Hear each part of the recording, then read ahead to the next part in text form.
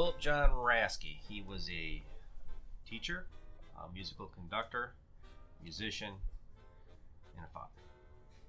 Jazz was a huge influence for him. He had a couple jazz groups while he was in college at Central Michigan University.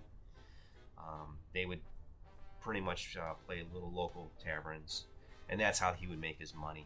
And then he started playing in the clown band, which is the Scottville Clown Band. And they are a traveling band that perform in parades, and they dress up like clowns. Those guys were notorious for goofing off.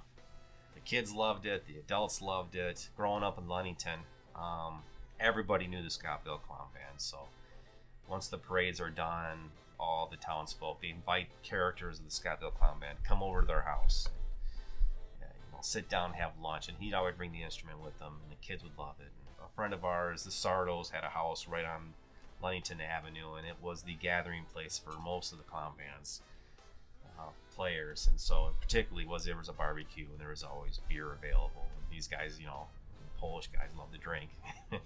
It formed a ritual for these guys to show up at. And then after a few beers and some good food, they would just start getting the instruments out and just start playing again. Before too long, you had a couple hundred people sitting there, and they were all just in awe, just looking at him, going, "Wow, he's dressed like a clown, but he can play an instrument really, really well." We always had musical instruments laying around the house. The piano was always in the house. Accordions, electric pianos. When he was a teacher in Ludington, he always had extra musical equipment laying around. But he was always very willing to sit down with us and teach us any instrument we wanted to know. For me, it was the cornet and the trombone. I started with that. He taught me how to play that. Even in Ludington, if he's traveled from tavern to tavern for dinner, there'd be a piano in the corner, and he'd look around and say, no one's playing it. So he'd use dinner really quick and go hit the piano. And there'd be times when we'd have dinner, and we'd be in the restaurant for 2 hours, because he was playing the piano and everyone didn't want him to leave. So it was his way of just kind of communicating and breaking the ice, and he'd like to see people have fun. Yeah, it's still pretty functional. It needs a little oil. Might need a little bit of straightening out. A couple cobwebs here and there. Both my boys, Lucas and Jacob, they play trombone. They probably picked it up because they saw Dad's trombone laying around the house. They knew Dad was a trombone player.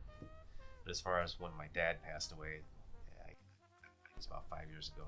He still played music every once in a while.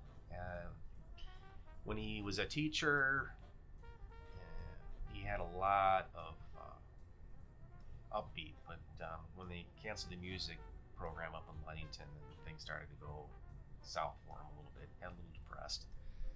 A little disheartening to see him like that, considering I saw him when he was really, really vibrant.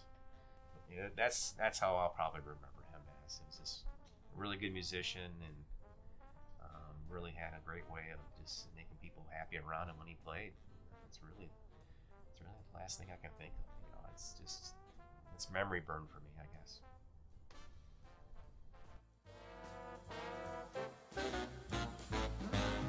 don't know if I can still pop a tune on here. I haven't played in quite a while.